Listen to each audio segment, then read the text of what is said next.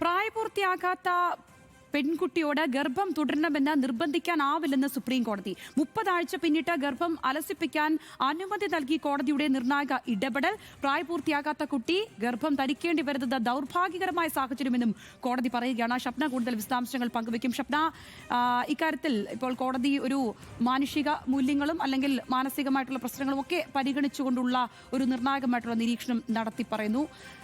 എത്തരത്തിലാണ് ആ പറഞ്ഞിരിക്കുന്ന കാര്യങ്ങൾ, അതിന്റെ വിവിധ വശങ്ങൾ കൂടി?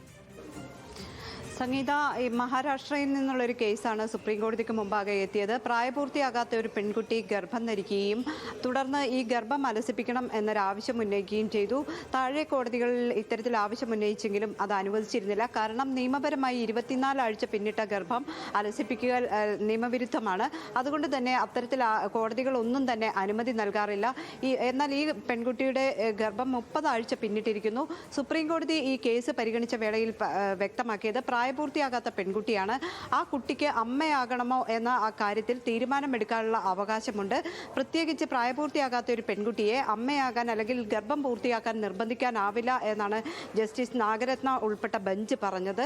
കാരണം കോടതി ചൂണ്ടിക്കാണിക്കുന്നത് ഒരു കുഞ്ഞിനെ ജനിക്കാനുള്ള അവകാശത്തെ ഹനിക്കുന്നതാണ് കോടതിയുടെ തീരുമാനം. പക്ഷേ പ്രായപൂർത്തിയാകാത്ത ഒരു പെൺകുട്ടിയെയാണ് ഇത്തരത്തിൽ ഒരു കാര്യം ആവശ്യപ്പെടുന്നത്. ഈ ഗർഭം തുടരണം എന്ന് ഈ പെൺകുട്ടിക്ക് താല്പര്യമില്ല. ഈ ഒരു സാഹചര്യത്തിൽ കോടതിക്ക് ഈ പെൺകുട്ടിയെ നിർബന്ധിക്കാനാവില്ല എന്നാണ് പറഞ്ഞിട്ടുള്ളത്.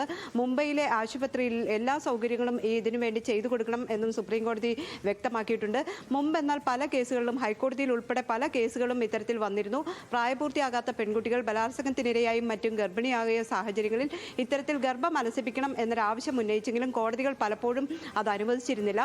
കാരണം നിയമവിരുദ്ധമാണ്. 24 ആഴ്ച പിന്നിട്ട ഗർഭം അലസിപ്പിക്കാൻ പറ്റില്ല എന്ന കാരണം ചൂണ്ടിക്കാണിച്ച് പല പെൺകുട്ടികളും ഈ ഗർഭം പൂർത്തിയാക്കേണ്ട സാഹചര്യമുണ്ടായിരുന്നു. ഇതിനിടെയാണ് സുപ്രീം കോടതി ഇപ്പോൾ ഇത്തരത്തിൽ ഒരു നിർണായകമായ ഒരു ഇടപെടൽ നടത്തിയിട്ടുള്ളത്. ശരി ഷപ്ന.